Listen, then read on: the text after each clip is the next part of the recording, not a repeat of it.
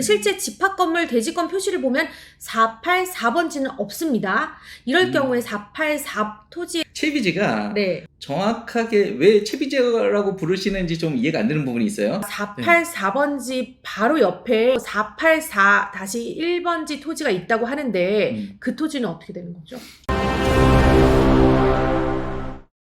네, 안녕하십니까 여러분, 압구정 수달입니다. 오늘은 압구정의 땅 지분과 관련된 이야기를 하려고 합니다. 아파트는 집합건물로 등기가 되어 있고 대지권 등기가 등재되어 있는데 대지권이 등재되어 있지 않은 경우에 있어서 이에 대해서 알아보려고 해요. 그래서 오늘도 부동산 전문 로펌인 법무법인 센트로의 대표 변호사이신 김정호 변호사님과 함께 이야기 나눠보도록 하겠습니다. 안녕하세요 변호사님. 네, 안녕하세요. 예, 오늘도 이렇게 압구정 수달TV에 초대해 주셔서 감사합니다. 네, 압구정의 아파트 부동산 등기부 등본을 보면 토지 지분이 부족해 보이는 곳들이 있어서 압구정 수달에게 문의 주시는 분들이 종종 있어요. 네. 근데 예를 들어 압구정 한양 6차 아파트의 경우에 보면 토지 주소가 압구정 484번지, 485번지, 486번지 등 이렇게 몇 필지로 구성이 되어 있거든요. 근데 실제 집합건물 대지권 표시를 보면 484번지는 없습니다. 이럴 경우에 484 토지에 대한 대지 지분이 없는 건가요? 뭐 단정적으로 아니다라고 이제 말씀드리기 좀 어렵고요. 예, 일단 과거에 그 압구정이 아파트가 어떻게 개발이 됐는지 네. 그걸 좀 살펴볼 필요가 있는데요. 예, 압구정은 아파트 지구 개발 사업 방식으로 진행이 됐어요. 예, 이게 1970년도 이후에 네. 이 주택난 해소 네. 를 위해서 우리 정부가 대규모 대단지 이제 아파트를 지었었고요. 1980년도대일 거예요. 압구정이라고 한다면. 네. 그렇죠? 예. 그때 이제 아파트가 이제 건축이 되고 이제 준공이 되고 등기를 하면서 이제 집합 건물 등기를 해야 되는데 종종 집합 건물 돼 있고 그 집합 건물의 대지권 반영을 하지 못한 토지에 대해서 토지 등기만 따로 하는 경우가 종종 있었어요. 예. 이게 일반적인 건 아니에요. 예. 그래서 압구정에도 이제 그런 데가 있는 걸로 들었고, 저도. 예. 다른 곳들도 이제 그런 것들이 좀 있긴 합니다.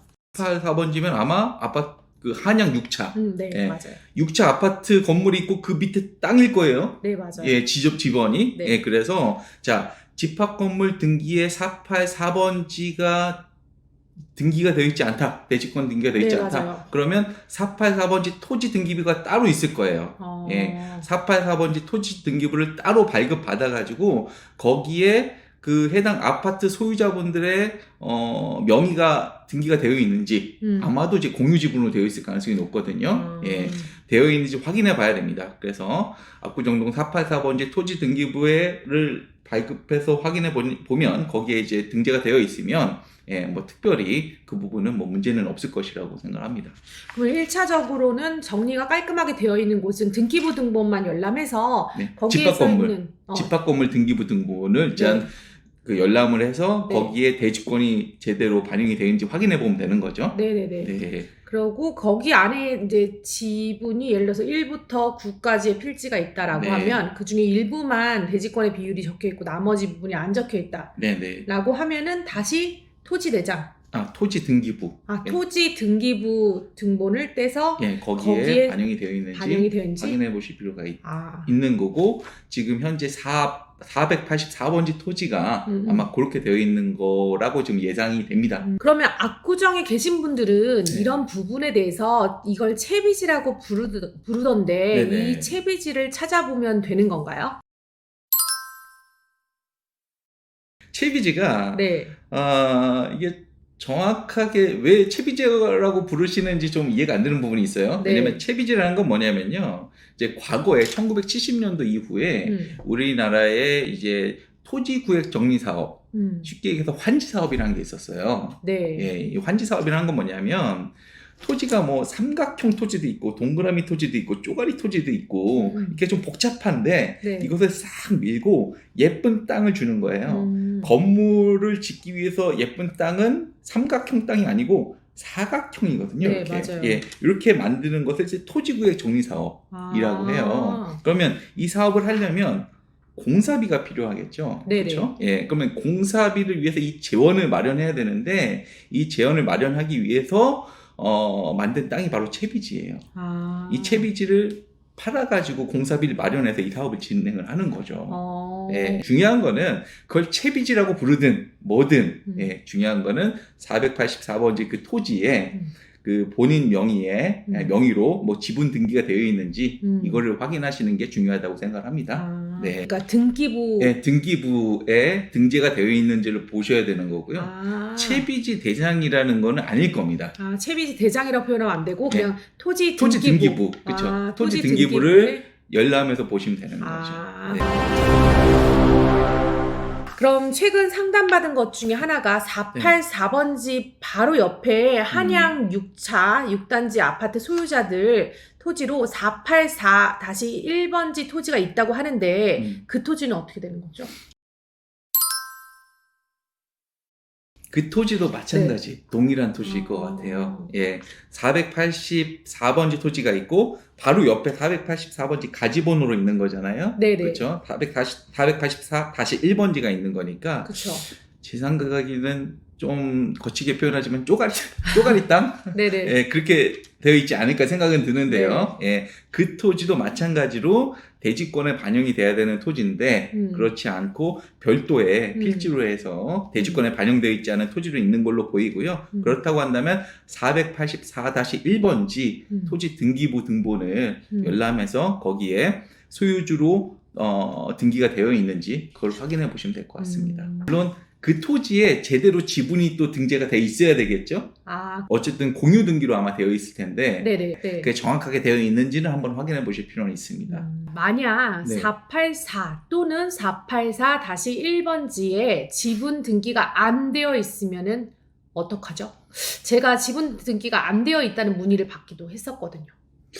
그러게요. 그게 좀 이해가 좀 안 되는데 일단은 최초에 이제 아파트를 소유하신 분들 1980년도 그때 그분들은 아마 모두 지분 등기가 되어 있을 걸로 보이고요. 예.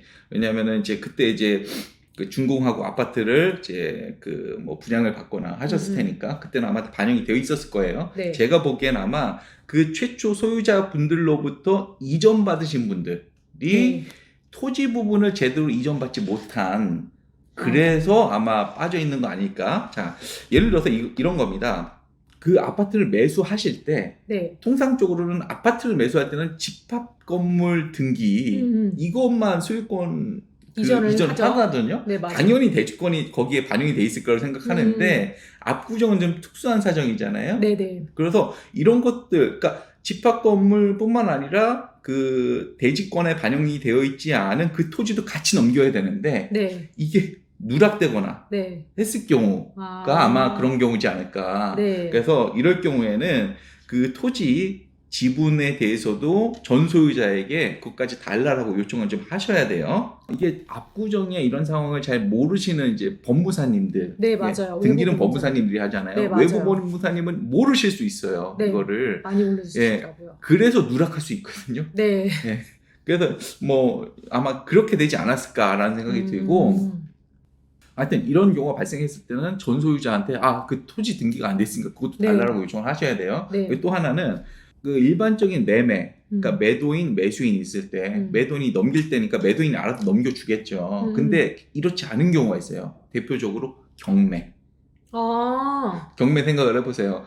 경매는 이 소유주가 자발적으로 넘기는 게 아니잖아요. 강제 경매 당하는 거잖아요. 강제 집행 당하는 거잖아요.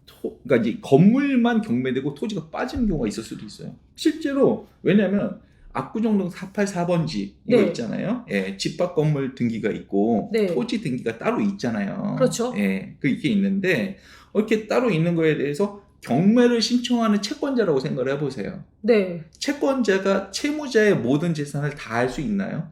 모르잖아요. 압구정은 특수한 상황이고 통상적으로는 아파트를 소유하고 있으면 저 아파트만 경매 넣어야지 생각을 하거든요. 그러면 아파트는 경매를 넣는데 토지는 못 넣는 거예요. 몰라서. 그러면 뭐 아파트만 경매가 되고 아파트 그 건물에 대한 등기에 대해서만 낙찰을 받게 되는 거잖아요. 예. 그렇게 되면은 이 대지 부분, 토지 네. 부분은 넘어가 낙찰인이 갖고 오지 못하는 그런 상황이 발생할 수 있는 거죠. 예. 그래서 중요한 거는 이 경매하실 때, 네. 예, 이 부분에 대해서 경매 관련 전문 변호사하고도 좀 상의를 하셔서 진행하실 필요가 좀 있다고 생각을 좀 합니다. 예. 중개 역시도 현지에 있는 지금 압구정 사정을 잘 모르는 경우에는 네. 그 구역별로 이런 지분의 문제 부분에 대해서 또 빠뜨리고 가시는 경우도 있거든요. 네네. 그래서 이건 다 마찬가지인 것 같습니다. 네네, 그쪽 사정을 맞습니다. 정확하게 아는 분과 상의하심이 맞는 걸로 보이고요. 네네. 그러면 김정호 변호사님은 대한 변호사협회 인증 경매 전문 변호사로 등록되어 계시다면서요? 그 지분이 아니신데. 아, 그래요? 예, 맞습니다. 네, 네. 맞습니다. 어우, 예. 다재다능하십니다, 예, 진짜. 그 대한 변호사협회에 지금 저기 등록되어 있는 변호사가 한 34,000명 정도 되고요. 네. 예, 근데 제 경매 전문 변호사로 등록되어 있는 변호사가 20명이 안 돼요. 예. 와, 그 중에 한 명으로 엘리트님과 함께 지금 영상을 찍고 등록이 되어 있습니다. 있습니다. 경매 전문 변호사이시면서 재개발, 재건축 전문 변호사이시고, 와, 진짜 대단하신 것 같은데요. 그럼 만약에 아파트 건물만 경매가 되고, 토지가 경매가 되지 않아서 토지를 받지 못한 경우에 그 매수입, 그리고 낙찰인은 어떻게 해야 될까요? 충분히 그런 상황이 발생할 수 있고요. 네. 예, 이럴 때는 전 소유자를 상대로 해가지고 아파트 그 대지, 네. 예, 별도로 등기되어 있는 그 대지 부분에 대해서 소유권을 넘겨달라라는 취지의 소유권 이전 등기 청구 소송을 제기를 하셔야 돼요. 예, 그리고 만약 전 소유자가 그 해당 토지를 그냥 자발적으로 넘겨주려고 한다라고 하면 뭐 괜찮겠죠. 아무런 문제 없이 갖고 오기만 하면 되니까. 근데 그럴 가능성이 거의 없어 보인다라고 한다면 네. 이제 결국엔 소송을 제기해서 가져올 수밖에 없는 그런 상황이 발생할 그러네요. 수 있습니다. 그러니까 사전에 이 해당 경매로 나온 물건이 이제 뭐 그 토지라던가 이런 부분에 있어서 문제가 없는지에 대해서 제대로 좀 검토를 받으실 필요가 있다라고 생각을 합니다. 그럼 혹시 전 소유자를 찾지 못하거나 또 전 소유자가 돌아가셨다면은 어떻게 해야 되죠?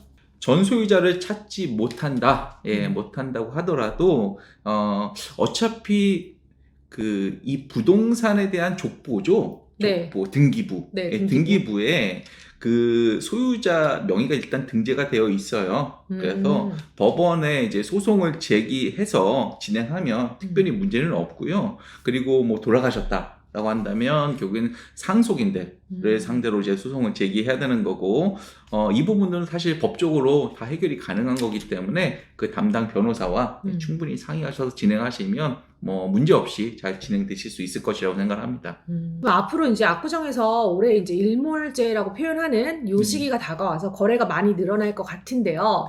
근데 앞으로 이렇게 아파트 건물 등기와 토지 등기가 따로 되어 있을 경우에는 거래할 때 정말 주의를 해야 될 것 같습니다. 예, 맞습니다. 예, 정말 주의를 잘 하셔야 되고요. 특히 이제 이 매도인 분들은 본인께서 이제 소유하고 계신 그 아파트라던가 땅에 대해서 잘 알고 계세요. 정확하게. 네네, 잘 알고 맞아요. 있기 때문에, 이제 매도하실 때 건물 등기, 그 다음에 땅 등기, 이거를 잘 넘기셔야 되고요. 뭐 그렇지 않으면 이제 나중에 매수인한테 소송당하는 네, 맞아요. 좀 이제 이런 네. 불필요한 소송에 휘말릴 수 있기 때문에 잘 이런 것들을 소유권을 이전해 주셔야 되고요. 매수인 입장에서 좀 말씀을 드리자면, 매수인 입장에서는 압구정에 사실 이런 상황들을 잘 알고 있는 중개사 또는 법무사, 뭐 예를 들어서 압구정 상황을 잘 안다. 그럼 압구정 수달님. 네, 감사합니다. 이런 분들한테 중개를 의뢰하셔가지고, 음. 뭐 매수를 하신다고 한다면, 아무런 문제 없이 잘, 좋은 물건을 매수하실 것이라고 생각을 합니다. 만약 소송을 이제 해야 되는 상황이 발생하면 네. 법무법인 센트로에 의뢰하면 될까요? 예. 저희는 뭐 이제 재건축 재개발 전문이면서도 부동산 건설 그리고 이런 경매 분야도 전문적으로 다루고 있습니다. 압구정의 상황에 대해서도 최근에 뭐 수달님을 통해서도 저도 좀 많이 공부를 하고 있고, 예, 이런 상황들 잘 파악을 하고 있습니다. 오늘도 좋은 말씀 너무 네. 감사드립니다. 앞으로도 이게 압구정 수달 채널을 통해서 또 좋은 정보 부탁드리도록 하겠습니다. 오늘도 시청해주신 구독자분들 감사드리고요. 다음에 영상이 도움되셨다면 좋아요와 구독, 알림 설정 부탁드리도록 하겠습니다. 그럼 다음 시간에도 좋은 컨텐츠로 찾아뵙겠습니다. 감사합니다. 네, 감사합니다.